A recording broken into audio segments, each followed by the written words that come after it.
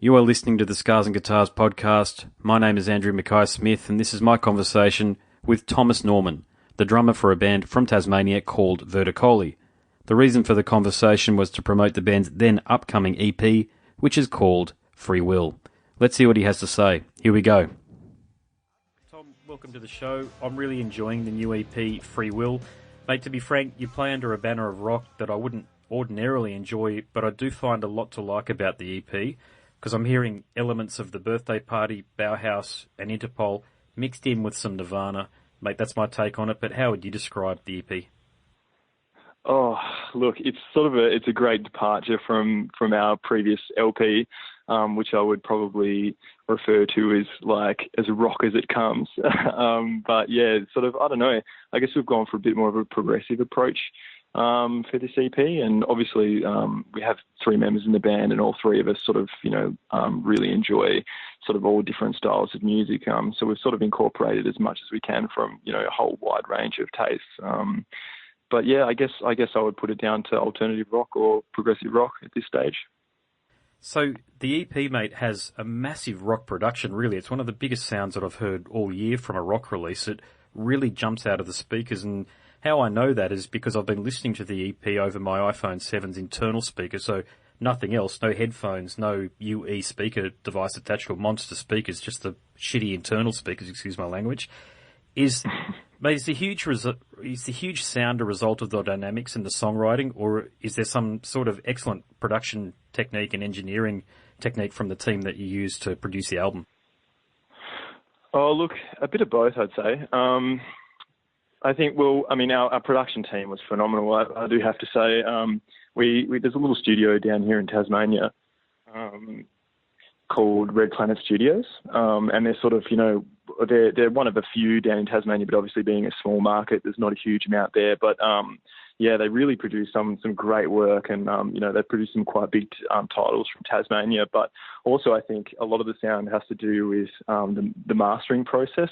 We got Forrester Savell to do our mastering, so he's been work with bands like Carnival and Cog and Dead Letter Circus and some really heavy hitting names in Australian scene as well as international bands. But yeah, just an ability to get this really big washy rock tone. So yeah, it's had a lot to do with that. But I think the songwriting also has been different to our previous releases, and it helped really get a bit of punch out as well. Yeah. So, mate, just talking about the lyrical inspiration, are you the lyricist in the band, I should ask? No, so I'm the drummer. And then we have Louis Fantarella on the bass and Sam Hunn, who plays guitar and writes the lyrics and does the vocals. Well, I'll ask you to speak for the other member of the band then that does the lyrics. What's the inspiration behind the lyrical content in the songs on the EP? Oh, look, all sorts of things. I mean, we're we're young and have a lot of ideas on things. And I guess, that's where a lot of rock comes from, is seeing things that, don't quite sit well, or, if you have I guess there's some personal things in the mix. There's some political things in the mix. There's a whole bunch of things. A couple of the songs I think are quite personal to Sam, and he's happy for people to have their own take on lyric wise. But, I guess we just draw from what we see and go from there. Yeah. Mate, I can't remember the last time that I heard a band from Hobart receive attention, to be honest. But having been there, I know that there's a thriving music scene and there are some outstanding musicians that come from Tasmania. So how has Hobart and living in Tasmania identifiably influenced the band's music? I think so. Yeah, I definitely think so. I think the thing about, Tasmania obviously being such a small scene, and I guess Hobart's one of those cities where you can't really walk for 5 minutes on the street without running into somebody, and I mean, that extends into the music realm as well. So everybody knows everybody, and often, those boundaries exceed genres. So, it's not just rock bands in cahoots with other rock bands, you love everybody really. And I don't know, I guess there's a lot of good rock happening in Hobart. There's a lot of good everything happening in Hobart, really. And yeah, there's some bands down here doing some really amazing things that we really love. And so obviously we're influenced by them as well. Do people still congregate and drink in that area near the uni there? You know, in the city there near Salamanca, where last time I was down there was a heap of students down there just congregating and drinking and playing acoustic guitars. Does that still go on? Absolutely. Yeah, there's always the guitars rolling around. Look, there's a few venues in Hobart that are sort of renowned for just being like the rock venue, like the Brisbane Hotel, for example. I mean, ever since I was a kid, that was sort of the go-to place. I mean, you can't walk on the floor without, you know, sort of having to pull yourself off it because it's so sticky with beers, you know, that rock sort of and thing. roll. But yeah, it's a pretty rock and roll little town, I have to say. And I think, you know, it's really great that, you know, the internet being what it is and stuff today, you know, some bands from Tassie are getting some exposure, and obviously, you know, there's been some great stuff come out of Tasmania, but yeah, there's a lot more great stuff to come. So, what are you guys doing to promote the EP? Are there any tours in the works?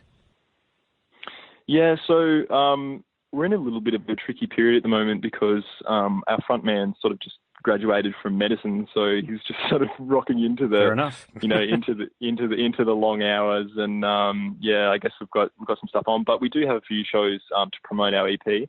We're playing one here up in Launceston in Tasmania on this coming Friday, and then another one on the Saturday in Hobart, and we're also playing the Marion Bay leg of the Falls Festival as well. Which would be really good, and we're really hoping to get over to the other states next year. Yeah. What's in terms of promoting the music, how do you cut through a lot of the noise that's on the internet? Because you do have a really good EP here, I must say, and it's an EP that I think if people give an opportunity to, it's going to last a lot longer than just a cursory listen on whatever media device that they use to listen to music through. So how do you guys plan on raising awareness of the band? Oh, look, that is the question, really. You know, I guess the problem, you know, with music at the moment, well, I mean, you can call it a problem, it's really not, but, you know, there's just so many great acts out there, and I think, you know, people are really spoiled for choice on listening to things. So, you know, for us as a band, we, you know, I guess we just push it, and, you know, anybody who wants to hear it will, you know, we'll put it to them, and, you know, we'll sort of force it on people, and, you know, whatever we have to do. But I think, you know, look, we'd be kidding ourselves if we thought that, you know, there weren't a million other great bands out there who are doing phenomenal things. And, you know, obviously there's only so many bands that people can listen to. So, yeah, I don't know. I guess we'll just put it out there and we'll hope for the best. And to be honest, it's just what we love doing. Also, you know, we just love playing together and making music. So even if it's sort of, you know, if people do give it a cursory listen, that's great. I think that's a win in our book. But if it goes further than that, obviously, you know, we're appreciative of anybody taking the time to listen to it. You guys sound like you're the sort of band that if you were to see you live, it'd all make sense. I think so. It's like I think we, in a way, we pride ourselves on our live performance. It's always, you know, just silly, over the top, like kicking cymbals down, like, you know, it's a real fun time. And I think that's where we really excel. You know, we love recording music, we love writing music, but yeah, if I was to personally, I won't speak for the other guys, but if I was to pick where I really, you know, love with the band, it's on the stage in front of people, and yeah, I think that really sort of shines through to the audience. Yes, well, it could be a bit of like a Radio Birdman thing going on there, because, you know, Dennis Tech from that very famous band is a surgeon. Oh, I know he's got something to do with having a qualification in the medical field anyway, and you guys could sort of follow in that footstep. Yeah, exactly. Yeah, it's pretty funny. I don't know. I guess sort of we don't really fit the rock stereotype either. You know what I mean? Like, yeah, we're sort of pretty unassuming looking dudes. But no, we love getting dirty on stage and having a good time. And you know, that's what sort of rock music's all about. So yeah, indeed. So in saying that, what does success look like for the members of the band? Because I take it you've all got other things going on. So this is just a component of your life or an aspect of your life. But, you know, is it that big grand Pearl Jam style rock and roll success, or is it a little bit closer to home, so to speak? Sure. Well, I mean, that's the thing. Like, I guess because we're a small band and because we're from Hobart, we're sort of trying to be, I guess, sort of realistic about, where the band's going to go. I mean, I guess we're not banking on making it huge and being, a massive, sort of international rock band. And we've all got our own things going on, like you say. I mean, Sam's doing medicine, and I'm doing postgraduate degree, and Louis just finished his degree, and so we've all got jobs, coming up and that sort of thing.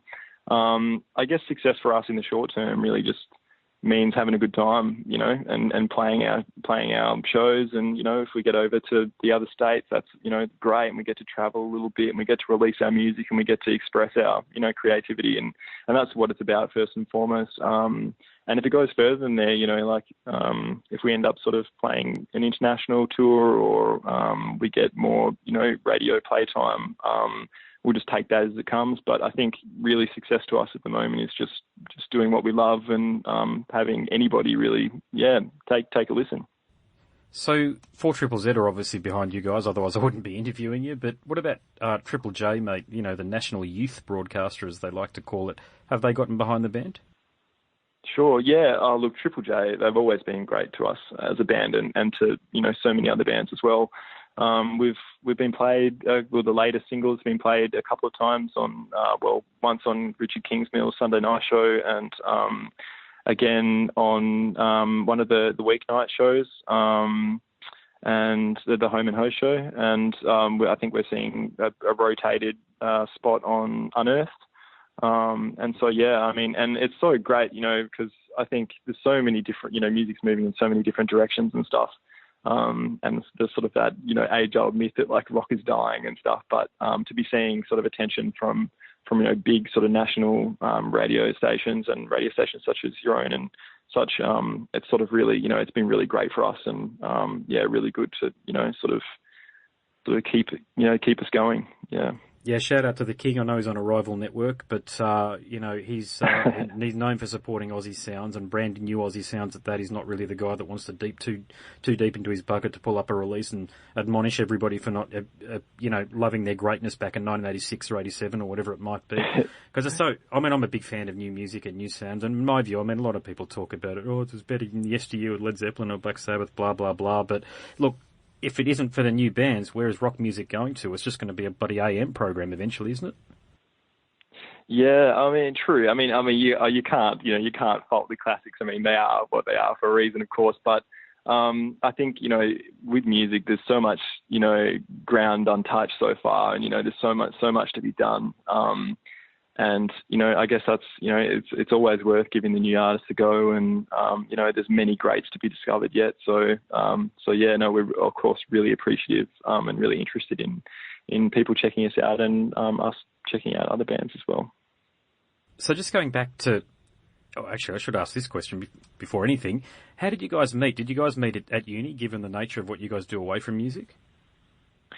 So, it's actually I would hate to see a Wikipedia page written about our band, because it's sort of like been quite a tumultuous sort of experience. But essentially, Sam Hunt has sort of always been the spearhead of the band, obviously being the guitar player and the songwriter, and sort of there's been a bit of a rotating roster of members over the time, because people get busy and move away, and a couple of guys have gone to different states to study and such. So I met Sam through a mutual friend, and there were other members in the band at the time. And I guess one of the members moved to Victoria. He's an engineer. He was the drummer, and so he had to leave the band, which is how I entered. Because Sam and I had sort of, jams and stuff. We just played music because obviously we're both interested in music, so we'd had a couple of jams, so he knew who I was. So that's sort of how I got the gig. And Louis was in the band a couple of years ago, and him and Sam are friends. And then Louis sort of went off and did his own thing for a little while and left the band. And then probably about 12 months ago, Louis came back. But it's been an interesting experience. There's been a lot of sort of members come and go, but I think, the lineup that we've had, and with this release, Louis did play on the album, but for this EP release, it's been extremely strong, and more than anything, we just get along really well as friends, and so that sort of makes the whole working experience just easy. It's a shitload easier when you all get along, isn't it? I mean, that's the biggest thing that bands apart, isn't it? Absolutely, yeah. I mean, and it's such a tragic, thing to sort of see bands fall apart just because there's sort of one or two members who can't sort of get themselves together. So Yeah. You're not wrong. Look, I've just left a band myself, and when I say for positive reasons, I just decided that I wanted to do something different. It's as simple as that. But typically, when people leave the band, it's usually in a bit of a huff and a puff, isn't it? That's certainly been my experience with other people leaving bands that I've been in, or what have you, or they're not getting paid enough, or it's too much effort, I don't want to drive to rehearsal, blah blah blah. But look, I think the key thing that I've noticed about successful bands, how they talk about the 10-year overnight sensation. Bands just seem to have come from nowhere, but really they haven't. They've been rehearsing and doing exactly what you've just mentioned, working with other people, trying to get something off the ground for a number of years. Oh, absolutely. And I think, being in a band is not as glamorous as people, like to think it is, especially sort of in the earlier stages. And people can spend, their entire lives in the earlier stages. So, I mean, it's definitely difficult, and it sort of, takes a financial toll. And I think just creatively as well, it can be challenging to find people that you can work with effectively, because, you're really putting a piece of yourself out there.